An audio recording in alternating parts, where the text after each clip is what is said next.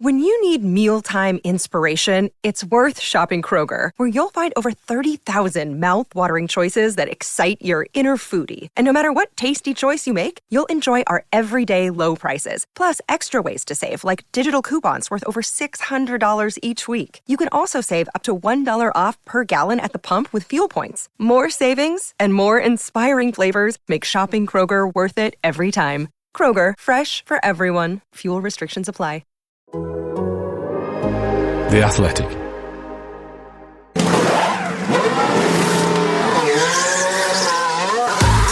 The Race F1 Tech Show, brought to you by Aramco. We ask which F1 team is best placed to lead the pack chasing Red Bull next year, given McLaren's recent revival, and answer a bumper crop of your questions.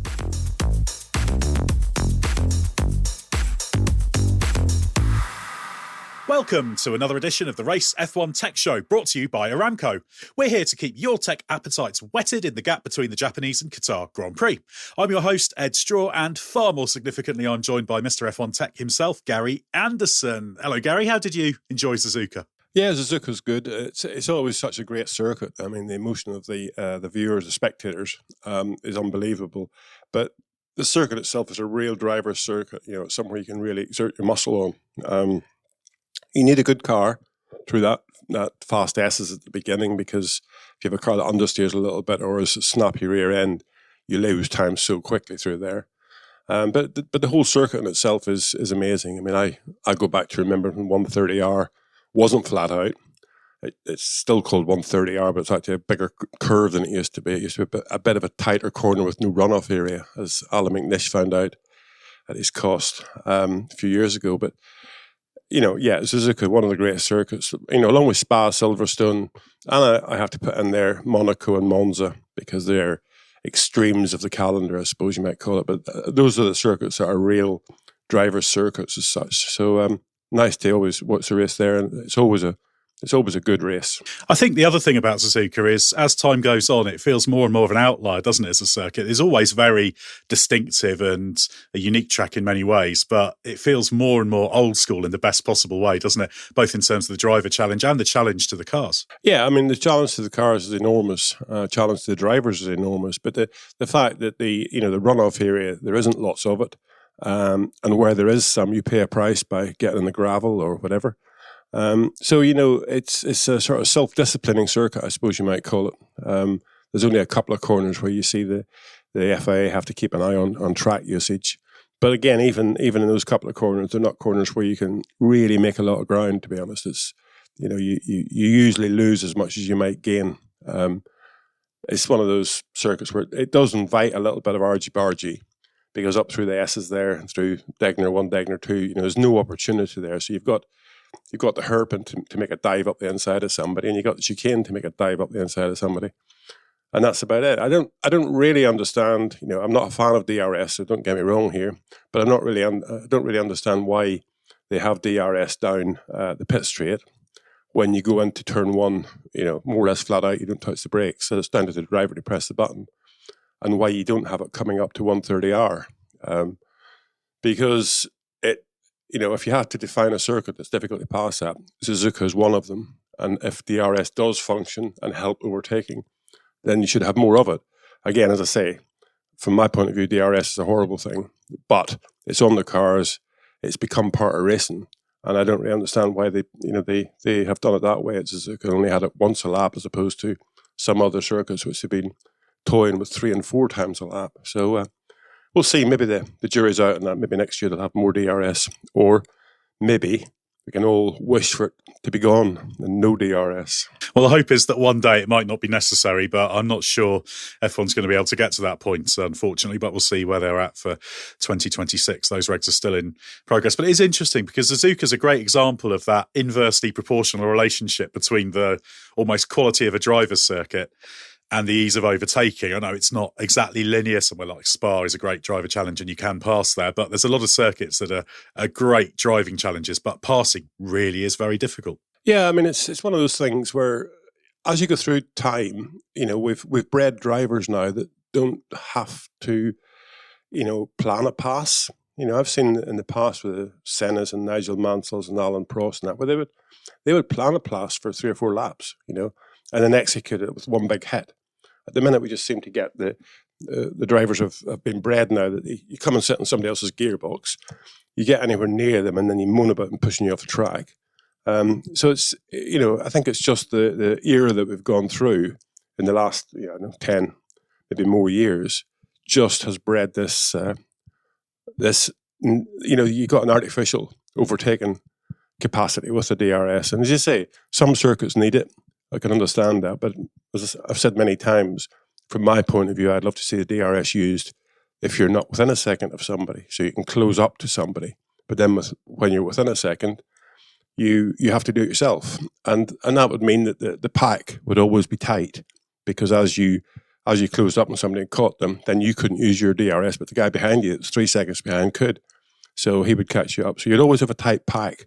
And that puts more pressure on the driver. That leads to potentially more mistakes. So I don't know. There's room for review, I think, on circuits where DRS is something beneficial, or something that's just a mirror signal maneuver package, which is what I hate about it. Yeah, you feel there's definitely mileage there for improving it. I've always liked the fact that it could maybe create contested braking zones, but too often you've still got DRS while you're flying past. I know it's difficult because the speed differentials being what they are, and it's different from car to car. So I think that's something for F1 to certainly have some consideration to. They've got a system that works, but yeah, it's a fairly basic version of that. So let's see what they can come up with in the future.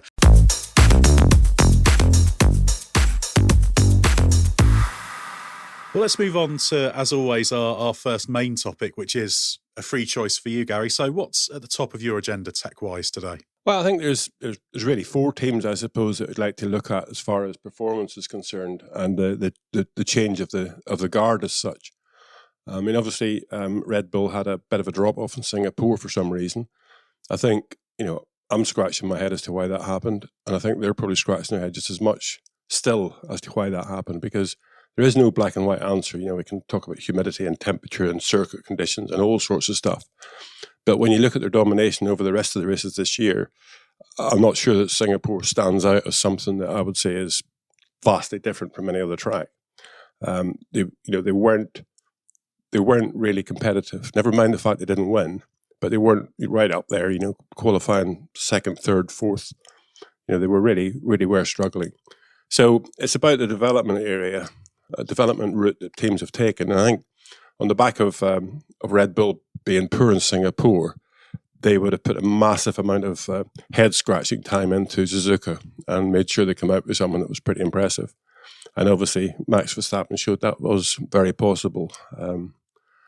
As for Sergio Perez, I think it was a weekend to forget. I mean, it never went right for him from the first lap of the race to the last lap of his race. It was like dodgem cars. So in reality, Sergio needs to go away and scratch his head a bit as to why these things are happening. Yes, for sure, the car is conceived and developed around Max Verstappen. And why would you do anything else? The guy brings you the results. Why would you think about doing it around someone else? Around Sergio, for example. And instead of qualifying 5th, you might qualify 4th. And instead of Max qualifying in pole, he might qualify 3rd. So it's wrong to sort of complain about Red Bull following the Max Verstappen route, because it obviously works. He did that race in Suzuka, never made a mistake, just drove away from everybody. But then you've got the other fight between Ferrari and Mercedes, and now McLaren latching onto the back of that, or even in front of that. And I think what we see there is that Ferrari have improved the consistency of their car. I wouldn't say they've actually made the car faster, but they've made it better for the drivers to exploit their talents a little bit more. So on face value, the car, the Ferrari is going a little bit better, but it's mainly because of getting more aerodynamic consistency. Whereas McLaren have taken 2 steps in a way. They've made their car faster, and they've made it more driver friendly. So they've taken a step forward as far as pace is concerned. And the other team I mentioned there, Mercedes, I still wonder if they have any idea what these regulations require to make the car go to go better, go faster, be better balanced, because Suzuka has a bit of everything, slow to medium to high speed corners, all very, very important. And basically, they weren't in the game there at all. For McLaren, a team that's, they're a privateer team. They use the Mercedes engine package. They do everything else themselves. And they're standing on their own 2 feet and doing a very good job. They really latched on to how to make the ground effect concept, or ground effect cars, work. And that's very, very important, because it's easy enough to make the car look like a Red Bull, but it's always quite difficult then to make it work like a Red Bull. And I think McLaren are the one team that's shown they've got a handle on both of those. They understand the visual concept and how that alters the airflow and makes the car function correctly with the flow structure. And I think a little example of that is Red Bull changing their radiator inlets a few times, and what they were doing with that. They got smaller and wider.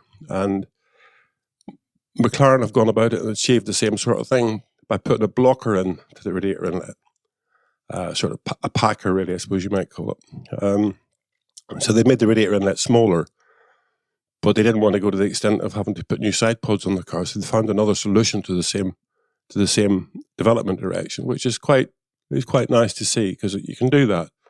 By putting in a packer, it can, and I think it did for McLaren, end up with actually better cooling. But more importantly, you're using less flow to get that better cooling. You're just optimizing the radiator duct a bit better, which means you've got more airflow around the side pods to help generate more downforce and improve that flow structure.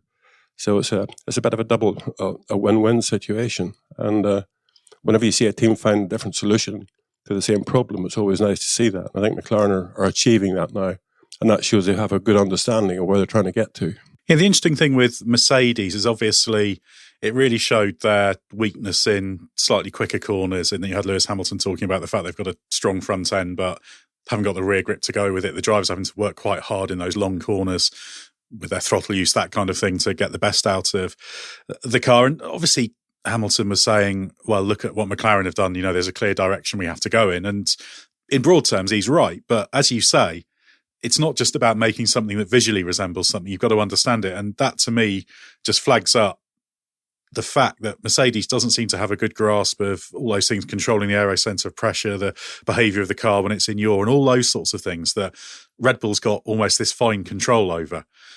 And you get that through the detail work and the understanding, not through just something being broadly the same shape as something else. And that's slightly concerning for Mercedes' hopes for next year, because I can't imagine all of that is within the architectural limitations of the car. There's some fundamental things that they're still not getting. Yeah, I agree with that. I mean, their understanding of the car just doesn't seem to be there, or the understanding of how to exploit the aerodynamic package just doesn't seem to be there. As you say, the visual concept is only one thing. It's all the other stuff that goes with it. That visual concept can alter your flow structure around the car, which means that the other stuff can work better. But, it doesn't matter what your visual concept is like in reality, you should be able to end up with a car that is all right for the driver. It might not be as fast as you want it to be, but it would be a reasonably well-balanced car. And it's easy, for Lewis Hamilton to say that, the front end's really good, but the rear end can't keep up with it. Unfortunately, there is two ends to a racing car. And there's also, 80 kilometre corners up to, in Suzuka, up to, 320, 330 kilometre corners. So you got very, very important high-speed balance, and you get very important low-speed balance. And that's the challenge of building a Formula One car, is to get that balance through the car, through the speed range. And, the easiest thing to do is complain about it. It's not an easy thing to go and fix, but whenever you've had, 18 months or something, and 30 races or whatever it be, maybe even more than 30, 35, 36 races so far with this regulation, you need to think, hang on a minute or two, why haven't we got on top of this? There has to be a reason for it, because you should have got a good indication. I think one of the things for me is that when Mercedes go to a race meeting, they themselves don't have any real idea of where they're going to be.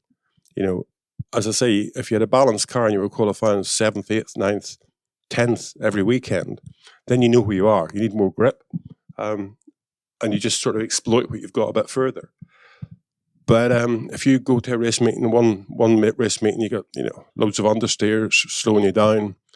Next race meeting, you got snappy rear end that's slowing you down. Next race meeting, you get too high a drag setup on it. They're all just different setups. They're all around the same basic problem somewhere, and that's what you need to address: is identify the basic problem, and in the short term put a bandage on it, which you can do.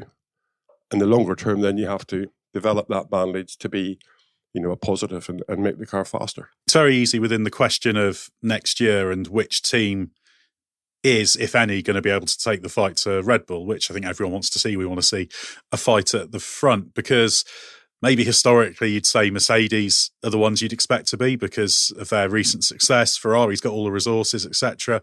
But then you look at McLaren, and they've made so much progress this year. There's no question that from their starting car to what they've got now, and this was something they realised late last year, they understood they'd got something wrong and it took a bit of time to redress it. But that's one thing you can point at and say, yeah, they've taken a leap in understanding of how the car works.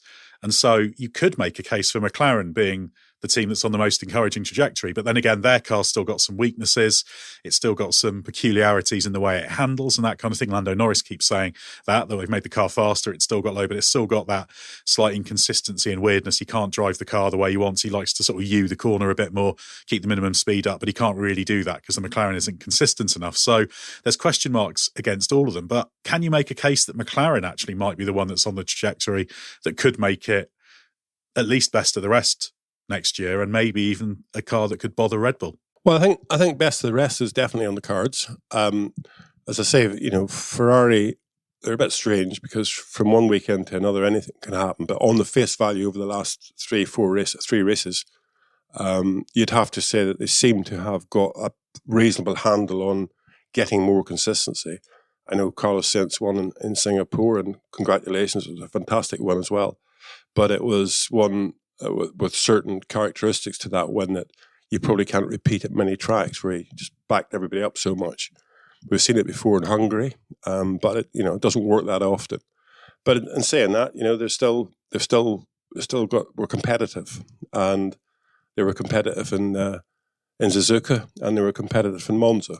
So you say over the last three races, I've seen a light at the end of the tunnel for Ferrari. Now the problem is you've got to move that forward as well, because they're not. That light at the end of the tunnel isn't burning that bright relative to Red Bull. And again, I think you'd have to say the same with McLaren. It's not burning that bright, but it's got them to a position where Red Bull will be keeping an eye on the rearview mirror to see how close they are really getting. And if you had to pick any team that sort of looks like they've made the step in the right direction and have the understanding of making the step in the right direction, it would be McLaren. So the winter's going to be a real test of motivation, because I always say you need to prove to yourself that the direction you're going in is correct, because it's so easy. You have to make so many decisions over the development stages of what your car characteristics should be, because that's really what we're talking about now. It's not just about finding another 10 kilograms or 20 kilograms of downforce for no drag. It's about car characteristics that will take you forward. And those are the decisions you're going to have to make every day as you get numbers back from CFD or wind tunnel as to how things are changing those characteristics. And so you need that real basic understanding of confidence, I suppose, in the direction you're taking. McLaren seem to have got that. Ferrari, I don't know, question mark. But again, Red Bull, don't count them out. They're going to find lap time over the winter for sure. So it could be a bit of a stalemate just as to where we are right now. But I do think that McLaren, if they can start the season in a stronger position as they are right now, then you could see them nipping at Red Bull's heels on quite a few occasions. And it does speak very well of the team, because when they were talking at the start of the season about, well, we know it's going to be a slow start, we're going to have upgrades during the year that'll change direction, that'll turn things around. They were talking about being fourth quickest car by this stage of the season. I must admit, I was thinking, I've heard this from a lot of teams and it never really happens. I was I was a bit concerned it was a slightly hubristic approach, because they also, privately seemed ludicrously confident about the package that came in for Austria. And I remember thinking, could be setting themselves up for a fall. But they've actually done it. They've really delivered on their expectations. And that's phenomenally impressive, because that's very, very rare in modern F1 for such a big turnaround. Remember, they scored something like 17 points in the first 8 races. And they're the second highest scorer in the last 7. So complete transformation in form, which, I didn't expect. And I think they've almost exceeded their own expectations. And their own expectations originally seemed ludicrously optimistic. So it's an amazing story, really.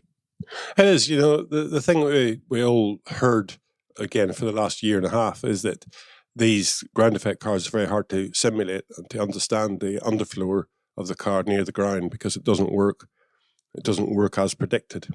And that's one of the areas where I've always said, you need to have a bit of a gut feel here and there as to what you're seeing in the wind tunnel, and will that be reality when you get to the track? Because it's, again, whenever we had low down front wings on the car, and they were very, very pitch sensitive or ground sensitive to clearance, it was the same then. Whatever the front wing did in the wind tunnel was going to give you a direction for what it would do on the track, but it would be vastly different what it would do, and the amount of it, the percentage loss would be much, much more or much, much less on the track than it was in the wind tunnel. But you'd have to have this sort of gut feel as to the direction it might take you, and it's the same, I think, with the underfloor of these cars. You can get all the numbers and pile them all up, and you can, at the end of your analysis sheet, you get a yes or a no. Was it good or was it bad? But at the end of the day, you still got to take that with a pinch of salt. And we've seen on many, many occasions cars arriving at the track with developments on the underfloor, the edges of the underfloor or the diffuser, and basically they didn't work. Whereas McLaren seem to be able to bring that stuff to the track now, and they seem to be able to get a result out of it. So, as I say, that somewhere in their structure of personnel, they've got someone that's got a bit of a handle on this gut feel, as I call it. There's certain things you're trying to achieve, certain things you're trying to do. And if you just tickle the edges and just make it work a little bit more here and there and get positives out of it, that's the right way to go. To change how the flow structure of the car is dramatically will give you a headache. But just taking what you've got, knowing that it's giving you the results on the track, and then exploiting it just that little bit more here and there, in the same direction, and seeing positive results out of it in the wind tunnel. 99.9% of the time you can go to the track and it'll work. But as I say, just changing the whole flow structure and trying to find something new, which is what Mercedes are going to have to do. That's a difficult task. Yeah, it's going to be fascinating to see where things are in 6 months' time, but great effort by McLaren. And it should be noted that it's not just down to change of technical leadership, because this direction was actually set under the technical directorship of James Key, and the way they've changed it has made them more effective, they think, but it's not a complete change of direction in everything they're doing, but it's just an adjustment. I think I'm very impressed by what they've done there under the leadership of Andrea Stella. You're listening to the Race F1 Tech Show, brought to you by Aramco. Aramco continuously push the limits of engineering excellence. As the global energy partner of F1, they drive a shared vision to real-world innovation that aims to lower emissions, enhance performance, and accelerate human potential. Aramco, powered by HAL. Well, as we know, listeners to this podcast understand the value of asking questions. At Aramco, answering questions helps them engineer a better future. Every episode, we offer you the chance to ask us about how something works in F1 and send us a question to answer on a future episode. And if you'd like to do that, send a written email to podcasts@therace.com, or you might prefer to record a voice note and send that to us, letting us know who you are, and we'll play it on the show. Regular listeners will know this section has started a little earlier in the episode than usual, and that's entirely because so many of you have been sending in great questions that we decided to dedicate much of this episode to a bumper crop of them for Gary to work through. So let's get on with the first question of our bonanza. The first question says, "Hi, Ed and Gary. As it happens, my name is also Gary. I am an engineer from Indonesia. I follow F1 firstly because of the tech, so your podcast is a gem for me.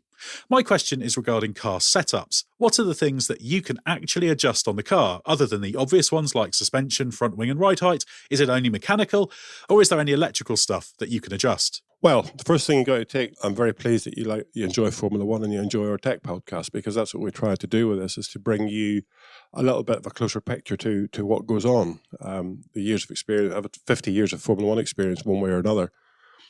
So it's not all, cliff face, current stuff, but I have a fairly good understanding of where things take you. So yeah, going on to your question, setups. I mean, everything is adjustable. Some of it's adjustable from the cockpit, from the driver point of view, and all of it is adjustable from the garage when the car visits the garage. So obviously you can go through the mechanical setup, springs, anti-roll bars, shock absorber settings, shock absorber stiffnesses, characteristics of the vehicle dynamics, how the car moves around with given forces on it, i.e. braking 6.5 G, cornering at 4.5 G. These are horrendous loads that are being put into the car. And it's about managing that and controlling that to get the best aero platform you have underneath the car. Mechanical setup wise, you obviously don't want to go too far one way or another, because you've still got to climb over these curbs through small chicanes, slow speed corners. So you don't want to make the car solid. The car needs to have some sort of compliance to allow the driver to feel those loads increasing in the car. The driver feels the car basically from the load in the steering wheel. If the load's very heavy, very high, then he'll know the car's about to maybe oversteer a little bit. If the load's very low, he knows the car's braking into an understeer. So the mechanical setup of the car is all about trying to give the driver enough feedback, but make the car platform stable enough to get the best aerodynamic forces out of it, consistent aerodynamic forces. Now, as you say, front and rear wing, I mean, you get more downforce on the car. Front wing is a variable, so you use that really to get the balance between the front and rear of the car. And no real driver likes the car to be oversteering in fast corners, because it's only seconds away or millimeters away from hitting the barrier, because the rear just snaps on you and you can't catch it. Most drivers will tend to live with a little bit of understeer, knowing that's what the car is going to do if it does get worse. And you got a little bit of a window if the understeer disappears on you. So your downforce level is sort of set by the rear wing, which obviously includes the drag level of the car and the straight line speed, and then you balance that with the front wing. So then within the car, the driver can adjust, or the team can adjust when it's in the garage, but the driver can adjust on the track. Sort of brake balance front to rear. If he's locking up the front brakes at a certain corner, he can change the brake balance very quickly by pressing the button, and it will automatically just change it by a certain percentage, preset percentage that they'll have in there. You can change differential settings, so the differential will lock more when you're braking, or be freer in slow speed corners and more locking in high speed corners. And the driver can do that during while he's running as well. So, as I say at the beginning, everything is adjustable. The big decisions you have to make is, which one do you want to adjust to help the problem? So, and within the setup, there's a massive amount of things you can do, but you want to make a setup change that will make the car feel better, but mainly make the car go faster. And that's what the challenge is with variable setups. And of course, there's endless things that drivers can change on diff maps, brake shapes, all these sorts of things that can make a huge difference. So it's a baffling array, you'd have to say, that's available in terms of not just the fundamental setup, all those things. So yeah, there's a huge amount of refinement goes into these cars. The next question comes from Mike from Canada, who says, "Hi there, I've been following F1 since the middle of the 80s and love the tech stuff. 2 questions for Gary." So we'll take the first question. The first is a follow-up to the FlexiWing episode. Why do the FIA care about the dynamic flexing so long as the static load tests are met? Can they not design the static load tests to target the areas of concern and then leave the teams to it? I feel like there are too many rules and also penalties in F1 these days. Yeah, it's not. You're not far wrong there, to be honest. That's what the load tests were about. was to come up with a set of tests that the team could do themselves back in the workshop, see if their wings complied, and then, everything was fair game from there on in. It seems to have moved a little bit. There is that one catch-all rule of, all the bodywork in the car, the aerodynamic surfaces on the car must stay rigid at all times during the event. It's a very, very old rule. It's been there, and as I say, I use it as a catch-all. If something comes up that the teams don't like, then they would, they would be able to sort of, or that something comes up that the FIA don't like, then they'd be able to sort of come in and have a go at it. And let's take an example of that. We talk about this front wing flexing. Now, if you build a current Formula One car, if you have a stable sort of center of pressure, let's say at 40% front, 60% rear, just for a nice round number, and you have that all through the speed range, then the car will understeer in low speed corners, will probably understeer in low speed corners, and or be oversteering in high speed corners. So what you want to do is be able to pile on front wing for the low speed corners, and then let it back off, or allow it to back off for the high speed corners when the load increases and the wing rotates, and basically you get less wing angle. So that's a sort of characteristic that's been around since the cart started, or the donkey started pulling the cart. So there's no change there over the years, really. That's always been something you'd try to do.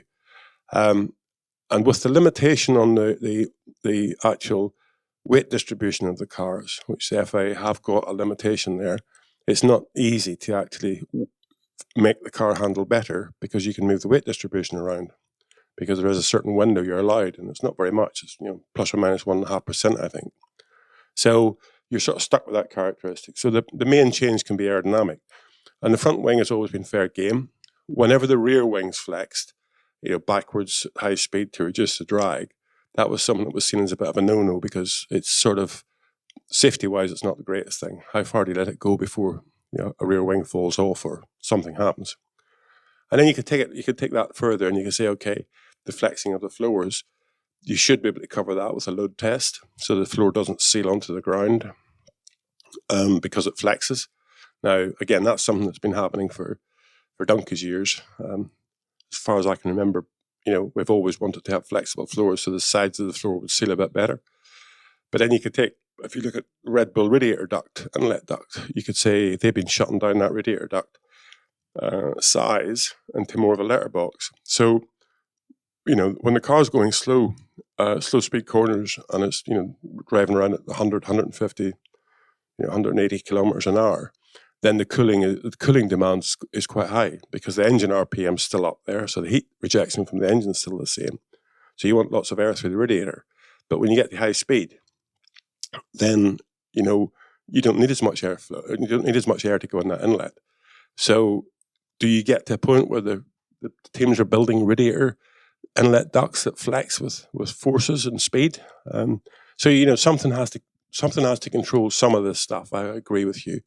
And if you had load tests all around the car, you would just go on forever with them. So I think the everything must stay rigid during the event is a good rule for a catch-all rule. And I think the FIA will fire it as a warning shot quite often. But at the end of the day, really, it's a warning shot, and it says to the teams that we are keeping an eye on this. Just make sure that what you're allowing to flex is a practical solution to a given, within a certain window. If you go way out wacky, then we are going to come down on you. So I don't think we've seen any big differences since the flexing rule was brought in, TD19 or TD18. But I think it's just, as I say, it's the FIA and that warning shot across the bows to say, our eyes are open, we're looking at things, just make sure you're doing the same thing. Yeah, it's a bit of a don't take liberties kind of rule, isn't it? I guess is the way to look at that. The second question from Mike from Canada is, we hear a lot about team performance being circuit specific. What is it about the cars that can make performance vary dramatically from circuit to circuit? Is it worse now with this generation of ground effect cars? Well, yeah, circuit to circuit specification. It is one of those things where, you will always focus a little bit on one type of circuit. Your Mr. Standard circuit, I suppose you'd take as probably something like Silverstone or Barcelona as being, if we make the car faster around there, we'll probably be a bit better everywhere. So, you take into account slow speed, medium speed and high speed corners. with these ground effect cars, it's become more difficult because you are producing more of the downforce, or a bigger percentage of the car's downforce from the underfloor. And the underfloor is one of those things that run near the ground. So it changes dramatically as the ride height changes. So, if you just had a nice linear underfloor that kept working, as the rear of the car you always run the rear of the car softer than the front of the car, mainly because the front has to withstand, 6.5 G braking forces. The rear only has to withstand, 1 G of acceleration forces. They've both got to withstand lateral forces of 4.5 G. So you always end up with the rear of the car a bit softer just to get better traction, the front of the car a bit stiffer just to get that support during braking and corner entry. So the rear of the car will compress more as the speed builds up. Because again, if I use the same terminology of, you put 40% of the air load on the front axle and 60% of the air load on the rear axle, you end up with the rear of the car getting closer to the ground. And as it's doing that, then the underfloor, downforce that the underfloor produces, if it was just linear, would be progressing faster than the downforce from the front and rear wing. So you need to manage all that sort of stuff. So the answer to your question, is it worth these ground effect rules? It can be better because you can generate downforce moving rearward with speed because the car is compressing at the rear of the car and the underfloor is improving in its performance.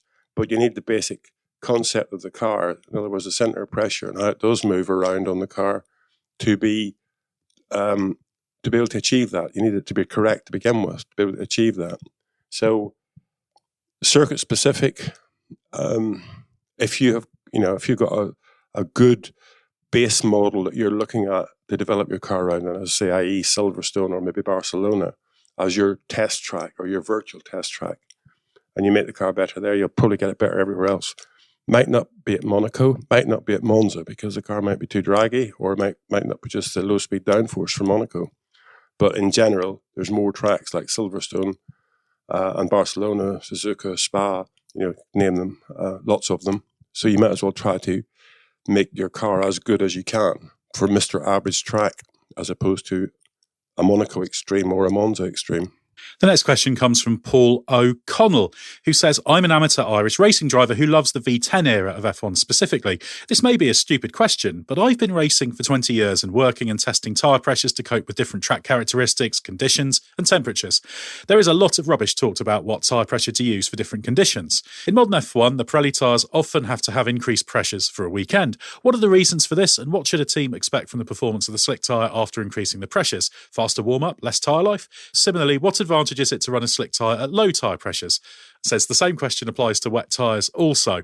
And Paul also adds, really love the show. It's a highlight of my week when the podcast lands in my inbox. I've always been a huge fan of Gary's from the Jordan days, and it was the Jordan team that got me interested in motorsport. These days I race in the Irish Formula Boss Series and occasionally the European Boss GP Series up against cars from the V10 and V8 era. So thanks for that. Well, I think the best thing to remember, Paul, is that once upon a time Eddie Irvine and John Watson were amateur Irish racing drivers. Both of them having a bit of a drive in the V10 era, I suppose. But you're only an amateur when you're on the up and coming. You never know what the future is going to bring for you. So going on to your question, tyre pressures. Again, wet and dry tyres are a bit different, to be honest. So I'll start with a slick tyre. Pirelli, the pressures is a critical area for Pirelli because of the structure of the tyre. Basically, these cars are generating massive loads. I mean, at maximum speed, these things are up, 3.5 or 4 ton of the load they're putting on the tyres. I don't think Pirelli ever really, really expected that with their development. And one of the reasons of moving from the 13-inch rims to the 18-inch rim was to have less tyre wall structure required to support the car, so that they could, help reduce the pressures a little bit. But that didn't really work. So still, we're seeing high pressures. And it's a bit like if you look at a bicycle tyre, you run 120, 150 psi on a bicycle tyre. If you look at a rear tyre on a tractor, you run 10 or 12 psi in it. So, it depends on the volume of air inside the tyre as to what you want to try and do with it. But the higher the pressure, basically the stiffer the tyre and the less the grip. anything you stiffen up on the car, be it the suspension or the tyre, they go hand in hand. 1 psi roughly in a tyre is equivalent to probably 50 or 60 pounds stiffer spring on that corner of the car. So, you're stiffening the car up by increasing the tyre pressure. But it's also worse than the spring because at the end of the day, it reduces the compliance of the tyre.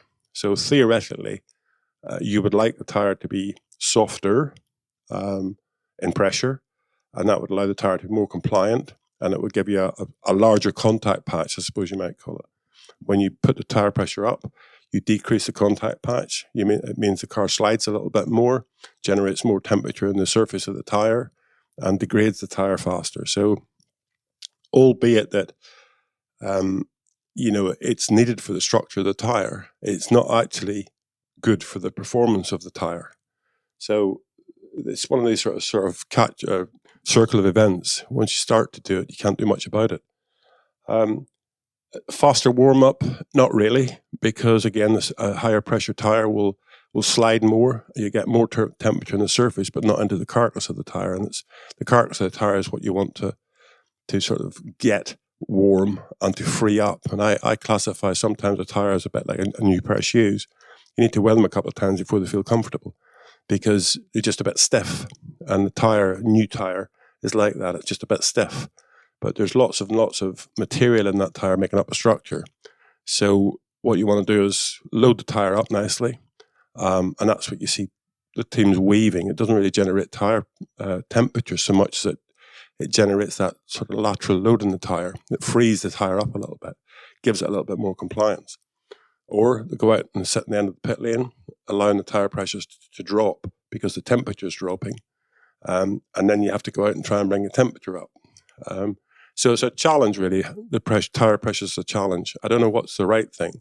But going back to Eddie Irvine, and once upon a time in his Jaguar days, putting a set of tyres on, we ran Michelin tyres at that point in time, and we had to put a set of tyres on the car that had not been in the blankets, or had been in the blankets for a minimal amount of time, so there was no temperature into them. And we told Eddie when he left the pits type thing, that these tyres weren't up to temperature. It might take a lap to get them working correctly. And he got to Lacombe through the complex up, and he came back in the radio and said, I don't think I've ever felt a tyre that's got as good a grip as this. And that was just because, the pressures were low, the tyre was moving. I think it might have been a different deal if he'd gone through Blochemont and tried to go through there flat out, because the tyre might be moving too much. So taking that into account, in general, at Monaco, somewhere like Monaco, you'd want tyre pressures pretty low. Somewhere like Silverstone or Suzuka, Spa, you'd be happy with tyre pressures a bit higher, because again, it adds to the stiffness of the car. If you just move across to your wet tyres, the same. It depends on the amount of wet. Basically, if you have higher pressures in the wet, you open the tread up so the tyre can pump more water. But it's very selective. It's very, very, very, very small window where higher pressures in the wet will even help you. But if it's really heavy rain, then yes. We don't see the cars running in that these days.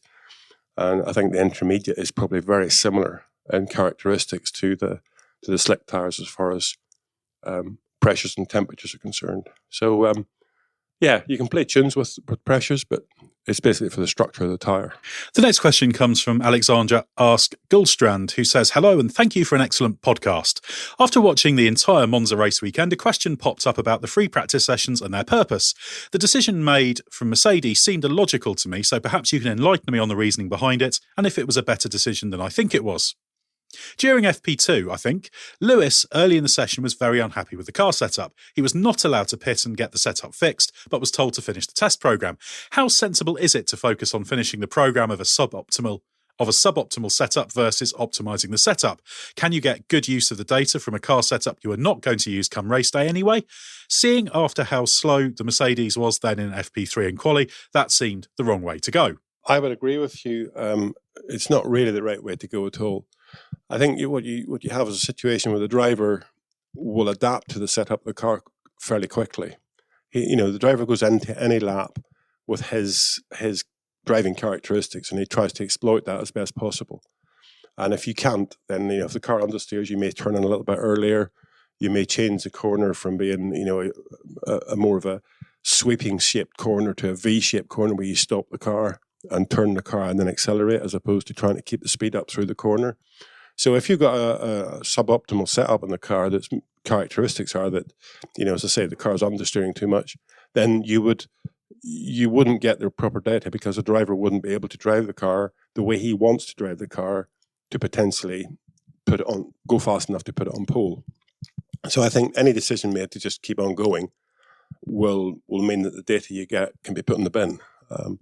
But some of these teams set themselves a sort of run schedule to go through certain things. So there may have been something else in the background of that run schedule that they wanted to see, temperature characteristics for the brakes, or something else that they needed to see if it was still climbing or if it was saturating and stopped climbing.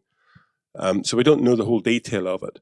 But as far as the handling characteristics of the car is concerned, I think that we end up with a situation where you need the car to be able to be driven the way the driver wants to drive it. And then you get proper data to try to make the car go faster. Now, when you say at the beginning you think it was a wrong decision for Mercedes, it seemed illogical. I've seen quite a lot of that this year, in the last couple of years, really. I mean, up to 2021, you'd have said they were on top of everything, and they went to the circuit with the car in very good condition. They were always there. They were right up front, blah, blah, blah, no problems. But I'm not seeing that this year. So somewhere along the line, they've dropped the ball for sure on some of the decisions they're making, and obviously the decisions they made with the car concept. So I wouldn't be happy with heading into a long run with a car that's suboptimal. You'd want to try and make it as near right as possible. Maybe not as quick as it could be, but you want to make it give the driver characteristics that the driver requires for his driving style. Next up, a question from Brent McLeod, who says, with the cycle of F1 introducing new aero regulations to combat dirty air in order to improve racing, and teams continually finding ways to circumvent them in order to claw back time, could F1 regulate around the dirty air generated by the cars instead of the aerogeometry itself?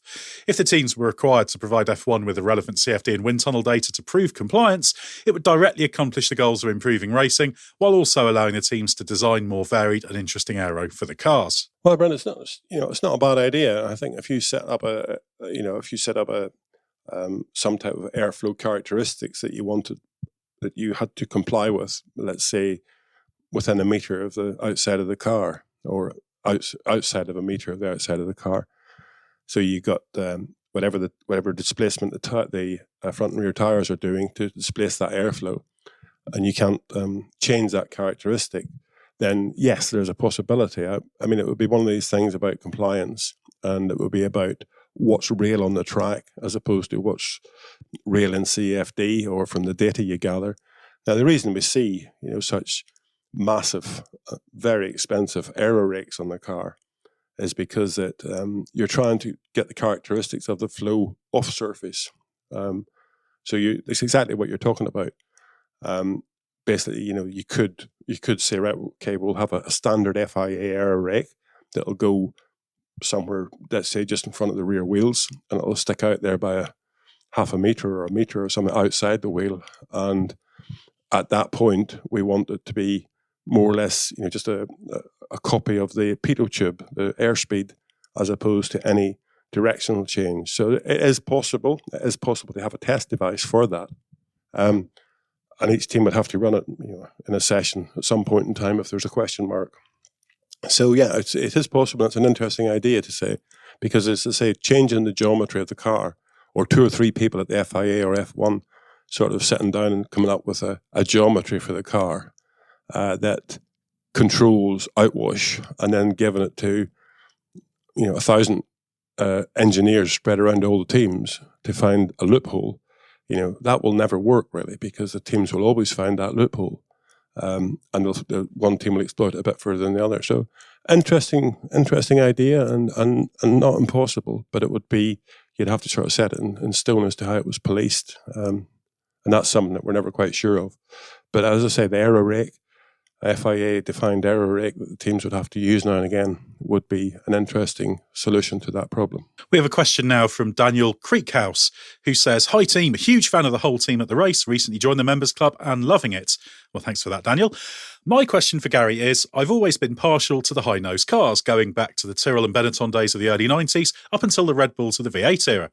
Would this style of nose allow for more airflow to the floor in this generation of cars? And would they benefit or hinder the somewhat lazy front end they seem to have? I know they were banned for safety concerns after Mark Webber's acrobatics in Valencia, but very curious to hear your thoughts. Yeah, Daniel, it's great to have you in the members club. That was an interesting accident at Mark Webber's, and I'm probably the opposite to you. I've never been a lover of the really high noses, and I've never been a lover of the low noses. I think there's a happy medium somewhere. I think the low noses, we haven't really seen that incident yet where one car goes underneath another one. And obviously then you come along the line and you say, well, what's going to stop that from chopping the driver's head off? Well, the halo is going to be a big help there. So, you go around in a circle and you create 2 or 3 different regulations to achieve the same goal of safety. But as far as high nose and low nose is concerned, I think it got a bit absurd. There was, if you take the Tyrrell back in the 90s, Jean Alesi, I mean, that was nice. It was a nice sort of compromise of a very, very high nose with the droopy front wing and stuff. And then, the regulations tried to police that. So then you got these steps and, you got a nose that was just a square box with a point on it, basically a beak, and then it stepped back up into the chassis because of the minimum chassis height you had to have. All that stuff got a bit horrible, I think. Going on to really a question as to whether it would help give more downforce for the car, I would doubt it very, very much. I think the thing we've learned about the high nose really with the flat bottom cars that we had, it was all about the barge boards and getting as much airflow as you could through between the front wheels, and allowing the barge boards to generate the outwash and the sealing system down the floor to get as much out of the floor as you could. The thing about the ground effect cars is it's more about flow and flow speed. So what you see now with the cars is that the flow that goes through between the front wheels, the splitters on the leading edge of the floor really turn that flow outwards. So it minimizes the flow that's going into that area of the underfloor at the leading edge, because it spits it outwards and gives you some outwash, which again helps seal the sides of the floor. And then the flow that's going into the middle of the car, the middle section of the car, is what the diffuser works on. The diffuser size is controlled to a certain height and certain width. So that diffuser can effectively accelerate X amount of flow that comes in the front of the car. And what you want to do is not have too much flow going into the front of the car. You want to maximize that acceleration of the amount of flow that you're showing to the diffuser. So the diffuser pulls through the section between the inner 2 splitters, I suppose you might call it. So it's only maybe a quarter of the width of the floor that the diffuser is working on, as opposed to the whole amount of the floor. So more flow doesn't necessarily mean better downforce from underneath the car. It's just about managing the amount of flow you have. And I think what we have is a reasonable compromise, albeit that I still think the nose is a bit low. I think the nose, the rear wing crash structure, there's lots of bits on the car should all be set at the same height. And for a simple height, I'd say the axle height is a nice height to put it all at. Because at the end of the day, all the stiff bits of the car or the impact resistance parts of the car, if they can all meet up because of something, the axles of the car, the rear crash structure, the nose, all meet up at the same point, then in a lot of accidents, they will all meet up, as opposed to being at different heights and causing different characteristics to an accident. And our final question comes from Ollie Fitton, who says, "Hi, Ed and Gary. I've been watching the 2014 F1 season review featuring Mr. Anderson himself in his role as roving reporter. During the show, they talk about Frick, front and rear interconnected suspension, being banned after the British Grand Prix. It was described as a system for ensuring ride height stability to preserve aerodynamics through the corners and counteract rolling. It was apparently banned because teams were finding ingenious ways to gain performance from the system, and some teams were doing better than others. That got me thinking, could porpoising be solved with a nifty active suspension solution? Would it be feasible to adjust the suspension automatically to keep these ground effect cars in their apparently narrow ride height window? Thanks." Yes, a lot of talk about active suspension and obviously the ground effect cars, and active suspension. You could play tunes on the car with active suspension. And we're going way, way back. I mean, in the 90s, we defined a car at that point in time, and we're working with Lucas as our sort of control strategy agents, or control system agents. And we defined a car of the futuristic car, which would basically be a fully active suspension car, but it also would have active steering, active brakes. Basically, the driver would would be an input device and then the car would react to it in the best way possible. So yes, you could go all the way with active suspension, but it's been banned, and it's been sort of kept banned, I suppose you might call it, because of theoretically the cost. Now, a lot of people comment on our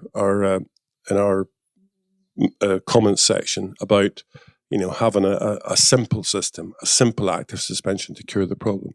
But the challenge in Formula One is always to meet the regulations and make the best car possible within a set of regulations. And the more you sort of allow, it means the more mistakes you can make in other areas. So again, I'm not the biggest believer in active suspension to fix the problem right now, because there are teams that I think we can happily say can fix the problem, have fixed the problem, and there's others that haven't. So it is possible to make a good car within the regulations without it. If we go back to Frick, yes, it was front and rear interconnected, and basically I remember whenever we were designing the Jordan 191 back in 1990, standing at Silverstone and watching the Ferrari braking, and you could see that the minute it hit the brake pedal, the rear of the car would sit down. So they were transmitting the braking load on the front axle to the rear axle and pulling the rear of the car down and giving it stability. So it's not new by any means, having sort of cable connected or hydraulically connected or linkage connected front and rear suspensions, even diagonally across the car, so you can also react to the characteristics of roll. So it's one of those things, you just set another box of bits on a car and you say, right, okay, fix your problems with this, as opposed to not having them, and it's still the team's challenge to fix the problems. There's always other bits and pieces you can put on cars to make it better, but the challenge is to make the car as good as you can within the regulations you've got. So I'm a great believer in the independent suspension systems that we have now, mechanically linked across the front axle or across the rear axle, but not talking to each other front to rear. Let the team solve the problem, and the problems are there and can be solved. Thanks so much to everyone for those great questions, and of course for the fantastic answers as well. We still want more, because Gary has plenty more answers ready to go. So if you have a question about F1 tech, even if it's one you might think is laughably simple, because I assure you it won't really be, please send it to podcasts@therace.com. That's podcasts@the-race.com, and we'll do our best to answer as many as we can. That's it from us for this episode, but we'll be back in a couple of weeks with more from Gary. You've been listening to the Race F1 Tech Show, brought to you by Aramco. Be sure to like, follow or subscribe on your favourite podcast app so you never miss an episode.